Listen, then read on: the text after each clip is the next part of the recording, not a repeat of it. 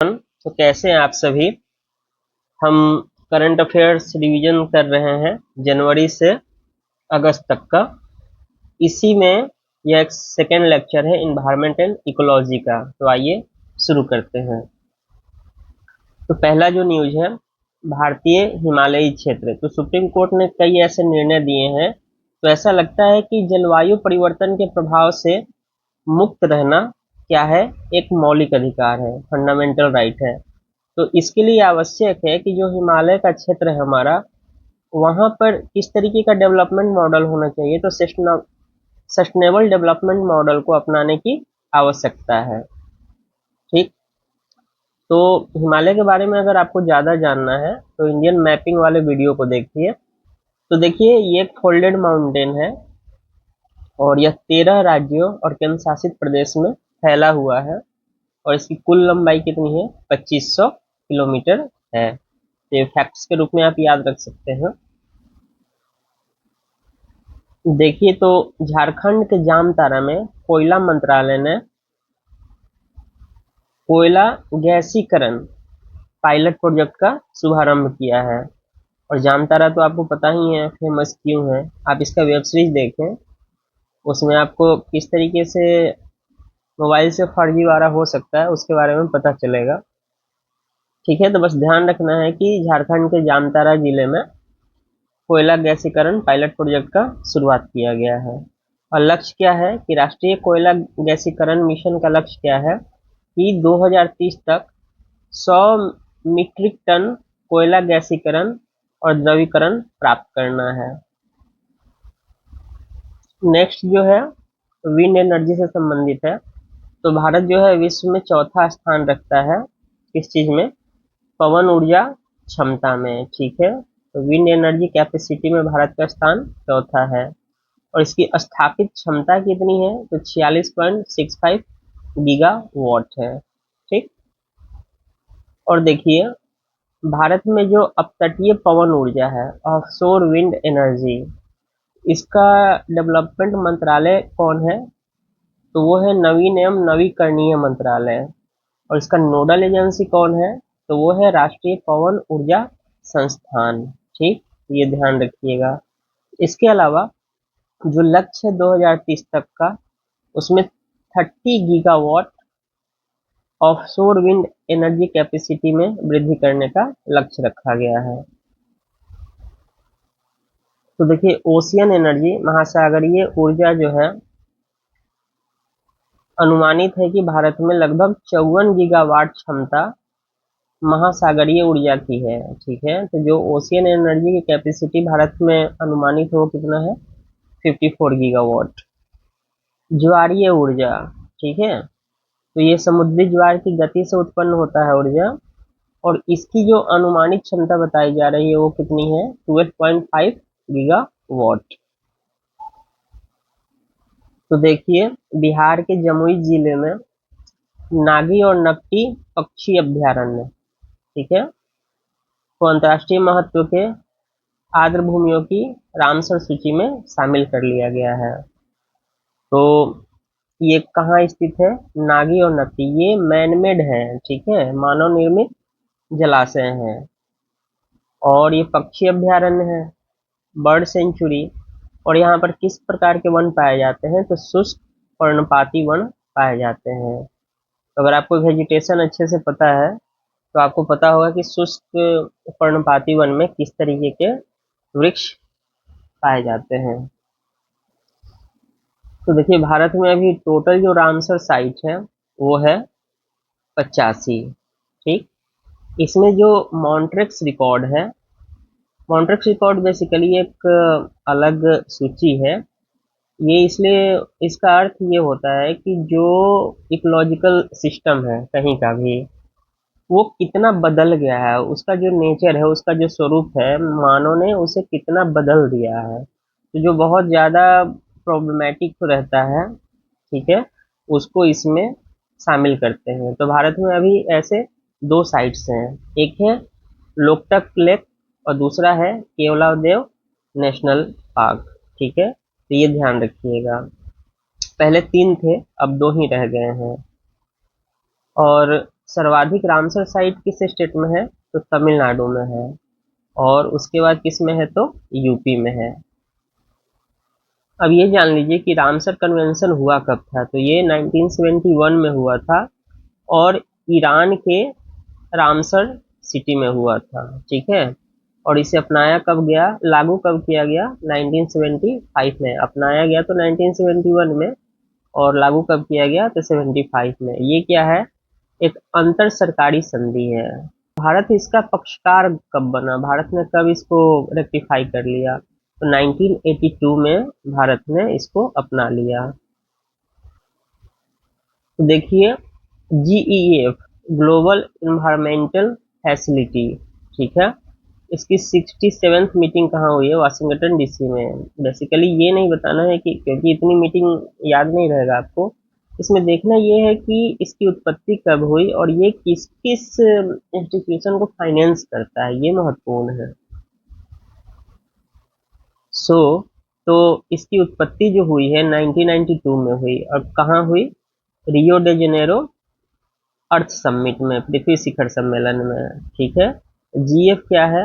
18 एजेंसियों का साझेदारी है और ये दुनिया की चुनौतीपूर्ण पर्यावरणीय समस्याओं को दूर करने का प्रयास करते हैं। गवर्नेंस क्या है? GEF काउंसिल जो है इसका मुख्य शासी निकाय है और ये कार्य क्या करता है? तो 5 कन्वेंशन के लिए फाइनेंस प्रोवाइड कराता है। तो क्या भारत इसका सदस्य है? हाँ, बिल्कुल भारत इसका सदस्य है। और इसमें टोटल कितने देश शामिल है? तो 186 देश। और GF का ट्रस्टी कौन है? तो वो है वर्ल्ड बैंक। ठीक। तो जो GF है वो किस किस को वित्त पोषित करता है, किस किस कन्वेंशन को? तो एक है CBD, ठीक है, कन्वेंशन ऑन बायोडाइवर्सिटी। दूसरा है UNFCCC, UNFCCC, जलवायु परिवर्तन पर संयुक्त राष्ट्र फ्रेमवर्क कन्वेंशन। ठीक है। एक है POPs, अस्थायी कार्बनिक प्रदूषकों का स्टॉकहोम कन्वेंशन। तो देखिए, ये ध्यान भी रखना है कि जैसे देखिए, अगर आपसे पूछ दिया जाए कि अस्थायी कार्बनिक प्रदूषकों का सम्मेलन कब हुआ था, तो स्टॉकहोम में हुआ था। ठीक है। या स्टॉकहोम कन्वेंशन इनमें से किससे संबंधित है? कई सारे ऑप्शन होते हैं, उसमें ध्यान रखना है। UNCCD, मरुस्थलीकरण की रोकथाम पर संयुक्त राष्ट्र फ्रेमवर्क कन्वेंशन। ठीक है। और एक है मिनी माता कन्वेंशन, और ये किसी से रिलेटेड है? तो मरकरी से, पारा से। ठीक। तो ये 5 हो गए। इसको कौन फाइनेंस कर रहा है? GEF। और इसका ट्रस्टी कौन है? तो वर्ल्ड बैंक। भारत इसका सदस्य है GEF का? तो हाँ है। तो देखिए, इसी कन्वेंशन में हमने एक देखा था UNCCD। तो UNCCD इसका 30 साल पूरा हो गया है। इसका फुल फॉर्म क्या होता है? United Nations convention on combat desertification. ठीक है। तो इसको अपनाया कब गया था? तो 17 जून 1994 को इसको अपनाया गया था। ये निकला कहाँ से था? तो रियो डी जेनेरो पृथ्वी शिखर सम्मेलन 1992 से निकला था। और स्टेबल लागू कब हुआ? तो ये 1996 में हुआ है। इसको अपनाया गया 1994 में, लागू हुआ 1996 में। और ये काम क्या करता है कि मरुस्थलीकरण, डेजर्टिफिकेशन और ड्राउट, सूखे के प्रभावों से निपटने के लिए ये कानूनी रूप से, ये ध्यान रखना है, ये कानूनी रूप से क्या है? बाध्यकारी एकमात्र अंतर्राष्ट्रीय समझौता है। ठीक है। तो ये लीगली बाइंडिंग है देशों पर। इसमें कुल 197 देश शामिल हैं और 197 देश में एक जो है यूरोपियन संघ भी है। ठीक। 196 देश हो गए और एक क्या हो गया? यूरोपियन संघ हो गया। तो जो रियो डी जेनेरो पृथ्वी शिखर सम्मेलन हुआ था, अर्थ समिट, तो एक तो संस्था बनी UNCCD और 2 अन्य जो संस्थाएं थी वो थी CBD और UNFCCC। ठीक है। तो ये ध्यान रखना है। तो ये देखिए, आर्कटिक ट्रीटी, ठीक है, और CEP पर्यावरण संरक्षण समिति, ठीक है, कमिटी ऑफ इन्वायरमेंट प्रोटेक्शन, इन दोनों की बैठक कहाँ हुई है? कोच्चि में। तो केरला के कोच्चि में अंटार्कटिक ट्रीटी भी हुई है, वो 46 थी, और 26 पर्यावरण संरक्षण समिति की भी बैठक कोच्चि में हुई है। और इसको ध्यान रखना क्या है कि इन दोनों बैठकों की मेजबानी किसने किया? तो भारत सरकार का पृथ्वी विज्ञान मंत्रालय है, उसने किया है। और उसके अंतर्गत एक सेंटर है, राष्ट्रीय ध्रुवीय और समुद्री अनुसंधान केंद्र। तो ये देखिए यूएनडीपी, ठीक है, यूनाइटेड नेशन डेवलपमेंट प्रोग्राम, इसने एक रिपोर्ट नई जारी की है, वो है जलवायु कार्रवाई के लिए अप्रयुक्त सामूहिक बुद्धिमत्ता रिपोर्ट। ठीक है, तो ये बेसिकली कलेक्टिव इंटेलिजेंस रिपोर्ट है। ठीक है, तो इसको ध्यान रखना है किसने जारी किया है? United national development programme. इस रिपोर्ट में कहा क्या गया है कि जलवायु अनुकूलन और जलवायु परिवर्तन को रोकने के लिए सामूहिक बुद्धिमत्ता यानी कलेक्टिव इंटेलिजेंस पहलों की क्षमता का पता लगाती है। कि एक न्यूज है, यूनेस्को ने महासागर की स्थिति रिपोर्ट रिलीज किया है। तो UNESCO releases state of the ocean report 2024। और संयुक्त राष्ट्र सतत विकास के लिए महासागर विज्ञान दशक 2021 से 2030 संबंधित है। तो अगर कोई पूछे कि 2021 से 2030 दशक किससे संबंधित है, तो वो ओशियन से संबंधित है। ठीक है, इस रिपोर्ट में विश्लेषण किया गया है किस चीज के बारे में कि ओशियन का वर्तमान और भविष्य की स्थिति क्या रहने वाली है, और इसको महासागर से संबंधित वैज्ञानिक गतिविधियों द्वारा विश्लेषण किया गया है। तो एक देखिए, नासा ने एक मिशन लॉन्च किया है, वो है प्री फायर मिशन। और प्री फायर का मतलब क्या होता है कि polar radiant energy in the far infrared experiments. और ये कहाँ पर जाने वाला है? तो पृथ्वी के ध्रुवों से होने वाले ऊष्मा विकिरण, मतलब जो टेरेस्ट्रियल रेडिएशन होता है पोलर रीजन में, उसी को मापने के लिए ये स्मॉल क्लाइमेट सैटेलाइट लॉन्च किया गया है। ठीक है, तो इस मिशन के तहत इस चीज का पता लगाया जाएगा कि आर्कटिक और अंटार्कटिका क्षेत्र से अंतरिक्ष में कितनी ऊष्मा रिलीज होती है, रेडिएट करती है। ठीक है, और यह ऊष्मा रेडिएशन पृथ्वी की जलवायु को कैसे प्रभावित करता है। तो जो पोलर रीजन में टेरेस्ट्रियल रेडिएशन होते रहता है, वो कितना अंतरिक्ष में आ रहा है, ठीक है, उसी के लिए ये मिशन प्री फायर लॉन्च किया गया है। और इसके जो फाइंडिंग्स आएंगे उससे आप पृथ्वी के हीट बजट को बेहतर तरीके से समझ सकते हैं।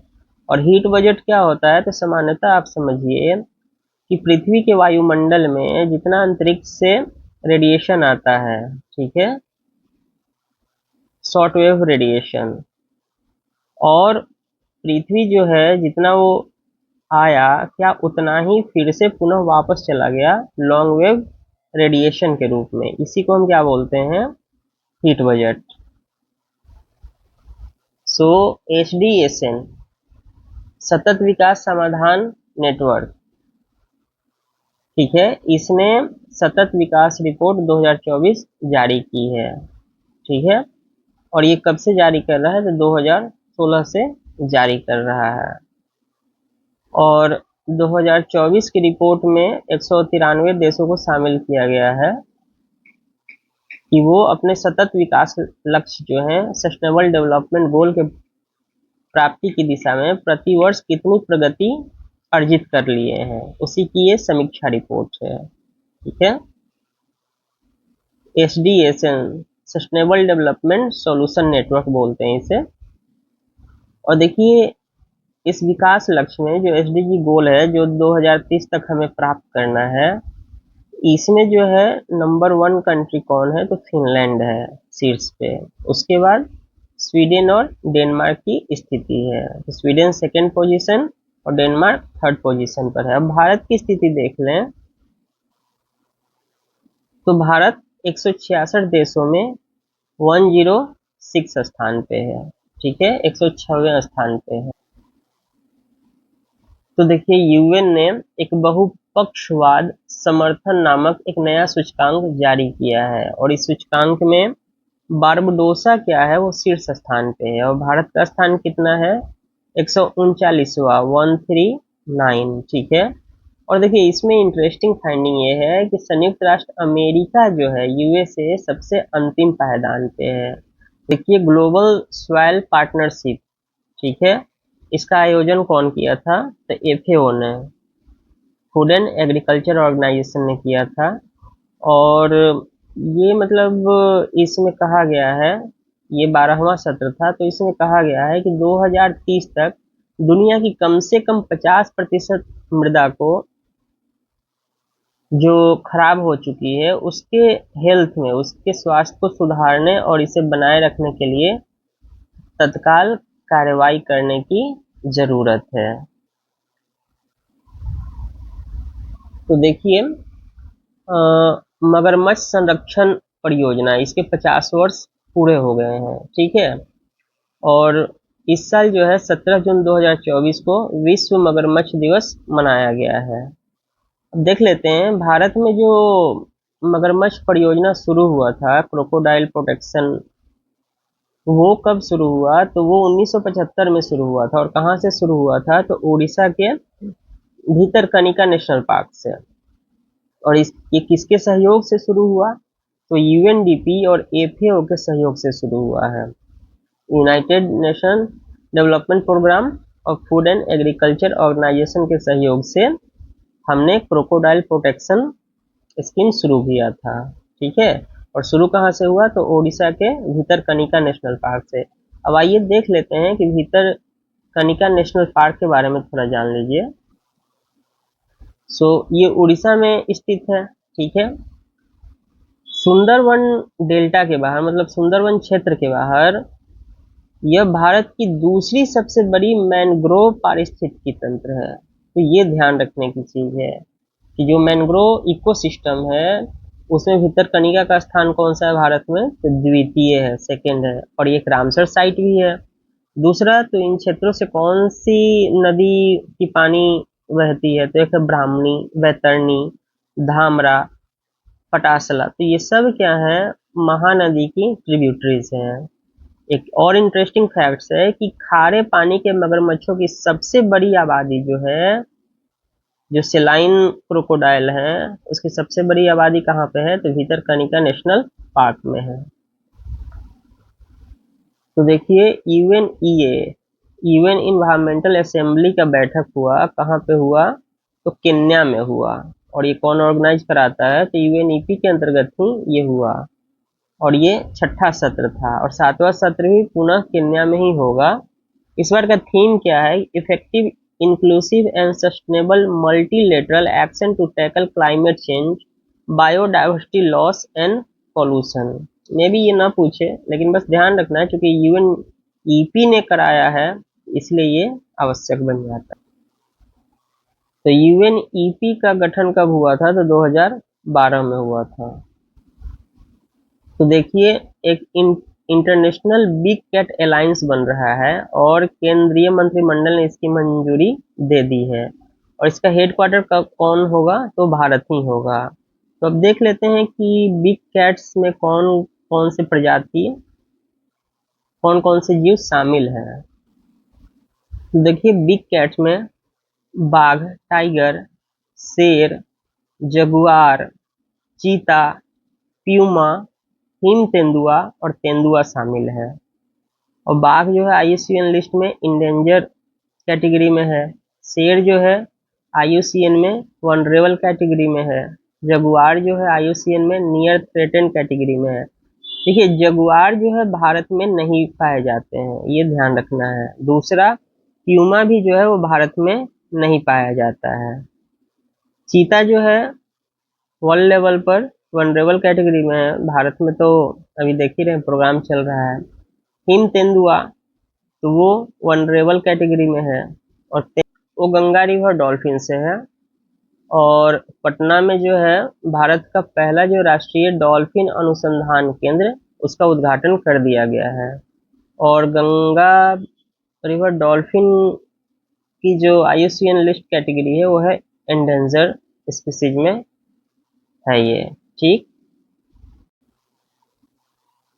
तो ये देख लीजिए, ये है गंगा डॉल्फिन, ये इंडेंजर कैटेगरी में है। फिर वाइल्ड लाइफ प्रोटेक्शन एक्ट 1972 के शेड्यूल फर्स्ट में है। ठीक, और साइट्स में भी ये परिशिष्ट फर्स्ट में ही है। जो एक महत्वपूर्ण और बात है कि स्पीसीज रिकवरी प्रोग्राम चल रहा है, उस 22 प्रजातियों में की सूची में ये भी शामिल है, और ये माइग्रेटरी कन्वेंशन में भी शामिल है। CMS प्रवासी प्रजातियों पर जो कन्वेंशन होता है, कन्वेंशन ऑन माइग्रेटरी स्पीसीज, उसमें भी ये शामिल है। सो ये देखिए, पृथ्वी के जल का वितरण समझ लीजिए, ये कई बार आते हैं। तो वैश्विक स्तर पर कुल जल का स्रोत कहाँ का है, तो देखिए महासागर में कितना जल है, 96.5%। ठीक है, और ताजा जल हमारे पास जो है वो कितना है, फ्रेश वाटर 2.5%। और लवणीय भूजल कितना है, जो सेलाइन वाटर होता है जो सतह के नीचे है पृथ्वी के, वो है 0.3%। और झीलों में जो है सेलाइन वाटर कितना है, सेलाइन लेक्स कितने हैं, तो 0.07%। तो हमें तत्काल मतलब इससे है कि फ्रेश वाटर कितना है वर्ल्ड में अवेलेबल, तो 2.5%। अब इस फ्रेश वाटर में कौन सा स्रोत कहाँ पर स्थित है, ठीक है, तो देखिए हिमनद और आइस कैप यहाँ पर 68.6% है, और भूजल सतह के नीचे वो कितना है, 30.1%। तो ध्यान ये रखना है कि आइस कैप और हिमनद में ज्यादा है। कभी आपको ऑप्शन में असेंडिंग या डिसेंडिंग ऑर्डर में लगाने के लिए आता है, तो ये ध्यान रखना है। और देखिए जो सतह है सरफेस पर, तो सरफेस वाटर पर जल कितना है, तो 1.3%। ठीक है, अब ये देखते हैं कि ये सतही जल और अन्य जो ताजा जल है जो 1.3% है, उसमें से कहाँ पर ज्यादा है, तो हिम और बर्फ के रूप में लगभग 73.1% है जल। उसके बाद लेक्स में है, झीलों में। ठीक, और उसके बाद जो आता है ये थर्ड, ये इंटरेस्टिंग है, ये है मृदा में नमी या मृदा में आर्द्रता। मृदा की आर्द्रता जो है उसमें 3.52% है, और उसके बाद आप देखिए दलदल एवं कच्छ भूमि में 2.53% है, और उसके बाद नदियां हैं, और फिर जैविक जल और जो भी है वायुमंडलीय जल। तो वायुमंडलीय जल सबसे लास्ट में आता है, ये ध्यान रखना है। और मृदा में जो नमी है वो जो सतही जल का पार्ट है उसमें थर्ड पोजीशन पे आता है। ठीक, और जो आर्द्र भूमि है, दलदल है और कच्छ भूमि, उसमें 2.53%, ये फोर्थ पोजीशन पे आता है। सबसे ज्यादा हिम और बर्फ में, फिर लेक्स में, फिर मृदा आर्द्रता में। ठीक, तो ये ध्यान रखिएगा। सो द नेक्स्ट न्यूज है United nation world water development report, और ये जारी कब हुआ है, इस बार 22 मार्च को। और 22 मार्च को हम क्या मनाते हैं, वर्ल्ड वाटर डे मनाते हैं, विश्व जल दिवस। और यूनेस्को का मुख्यालय कहाँ है, तो वो है पेरिस में। और इन्होंने संयुक्त राष्ट्र विश्व जल रिपोर्ट 2024 जारी किया है, और इसका शीर्षक क्या है, समृद्धि और शांति के लिए जल।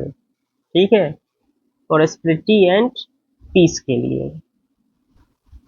नेक्स्ट जो न्यूज है वो इथेनॉल 100 से है। तो पेट्रोलियम मंत्रालय ने इथेनॉल 100 फ्यूल शुरू कर दिया है। ठीक, अब इथेनॉल 100 में क्या क्या है वो जान लीजिए। तो ये जो है गैसोलीन का एक स्वच्छ और हरित विकल्प होगा। ठीक है, तो गैसोलीन की जगह पर हम इथेनॉल 100 यूज कर सकते हैं। दूसरी चीज है कि जो इथेनॉल 100 है इसमें ये किस किस चीज का मिक्सचर होता है, तो देखिए इसमें 92 to 94% इथेनॉल होता है, 4 से 5% मोटर स्पिरिट होता है जो उसको रंग प्रदान करता है। ठीक है, और फिर इसमें अल्कोहल होता है 1.5%। ठीक है, हायर सेचुरेटेड अल्कोहल मिश्रित होता है। तो ये तीन चीज इथेनॉल 100 में शामिल है इथेनॉल, देन मोटर स्पिरिट और फिर हाई सेचुरेटेड अल्कोहल। तो एक चीज देखिए, यहाँ टाइलर पुरस्कार दिया गया है 2024 का जोहान रॉक स्ट्रॉम को। तो सबसे पहले तो ये जानना है कि टाइलर पुरस्कार जो है इन्वायरमेंट के क्षेत्र में दिया जाता है, और ये दिया किसको है? जोहान रॉक स्ट्रॉम को। और 2024 का जो ये टाइलर पुरस्कार दिया गया है, तो जोहान रॉक स्ट्रॉम को किस कार्य के लिए दिया गया? तो वो है प्लेनेटरी बाउंड्रीज फ्रेमवर्क के लिए। ठीक, तो अब ये देख लीजिए कि प्लेनेटरी बाउंड्रीज फ्रेमवर्क है क्या। तो ये पहली बार 2009 में प्रकाशित किया गया था। ये बेसिकली क्या है कि पृथ्वी पर जो कार्य प्रणाली चल रही है, इनका मानना है कि ये जो 9 प्रणालियां है वही इंटीग्रेटेड होकर इन सभी को चला रही है। ठीक, तो ये 9 प्रणाली देख लेते हैं क्या क्या है।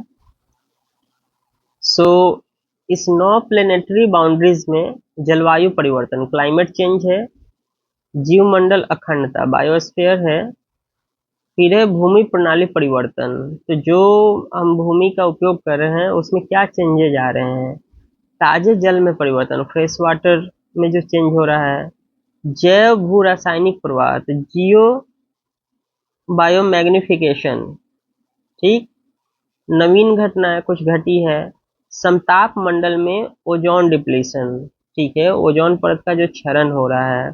फिर वायुमंडल में एरोसोल लोडिंग, एरोसोल की मात्रा कितनी बढ़ या घट रही है।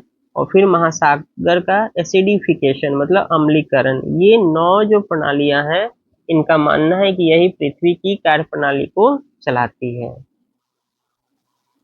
सो नेचर रेस्टोरेशन लॉ लागू किया है किसने? यूरोपियन संघ ने। ये ध्यान रखिएगा, इनका लक्ष्य क्या है कि 20% भूमि और समुद्र का पुनर्उद्धार करना है। ठीक है, तो इसके लिए इन्होंने, यूरोपियन संघ ने ये अपनाया है। सो एक वर्ड होता है पायरोलिसिस, ये आपको साइंस वाले पार्ट में पूछ सकते हैं और इन्वायरमेंट इकोलॉजी वाले सेक्शन में। तो पायरोलिसिस होता क्या है? जैसे ऑक्सीजन की अनुपस्थिति में जो कार्बनिक पदार्थ है उसका तापीय अपघटन किया जाता है, इसी प्रोसेस को हम क्या बोलते हैं? पायरोलिसिस। ठीक है, तो जो ऑर्गेनिक मैटर है, ठीक है, ऑर्गेनिक पदार्थ जो भी हैं, उनको हम ऑक्सीजन की अनुपस्थिति में हीट देंगे। ठीक है, तो उस प्रक्रिया को क्या कहते हैं? पायरोलिसिस। ठीक है, अब पायरोलिसिस द्वारा अपशिष्ट बायोमास, तो अपशिष्ट बायोमास में क्या क्या आता है? तो जैसे फसल अवशेष हो गया, खाद्य अपशिष्ट हो गया, तो ये सब क्या होते हैं? अपशिष्ट बायोमास है। ठीक है, तो इनमें क्या होता है? कार्बन युक्त होते हैं ये मैटर, और इसके अपघटन से, पायरोलिसिस प्रोसेस से ये किस चीज में बदल जाते हैं? तो बायोचार में और बायो ऑयल में। ठीक, और साथ में ये कौन सा गैस मुक्त करते हैं? तो सीन गैस को ये रिलीज करते हैं। तो बायोचार होता क्या है? तो बायोचार बेसिकली इसका उपयोग जो मृदा की गुणवत्ता है, ठीक है, तो जो सॉइल की प्रोडक्टिविटी है, जो क्वालिटी है, उसको सुधारने के लिए बायोचार का उपयोग किया जाता है। बायो ऑयल का यूज कहाँ करते हैं? तो बिजली उत्पादन के लिए किया जाता है। और सीन गैस क्या होता है?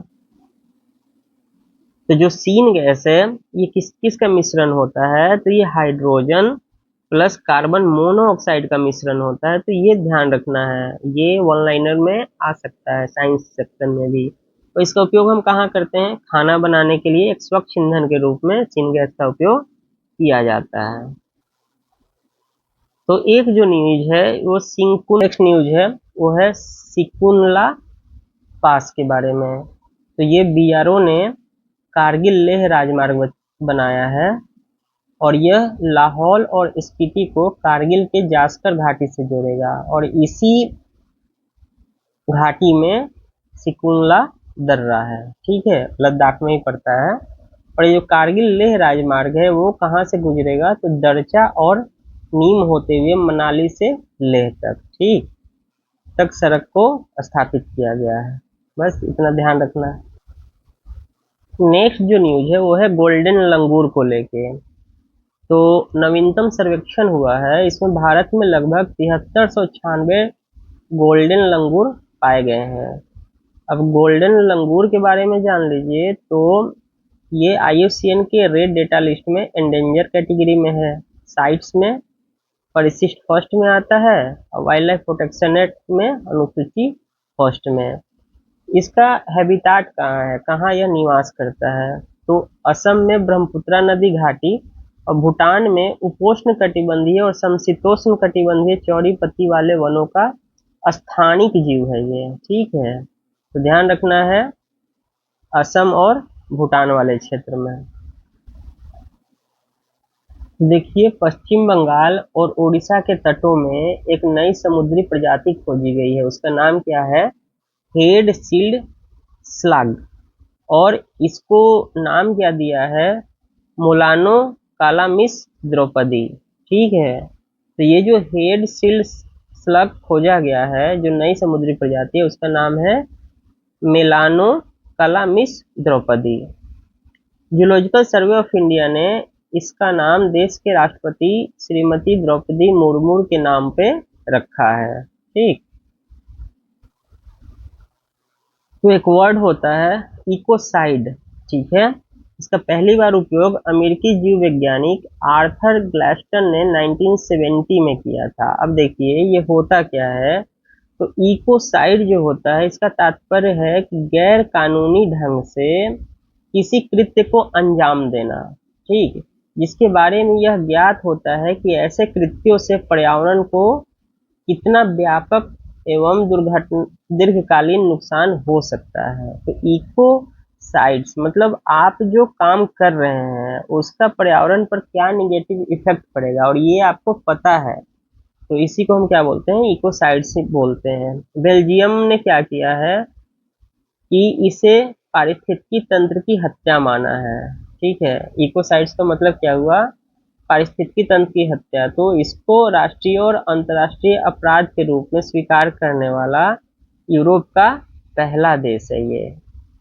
भारत में ऐसा कोई कानून नहीं है।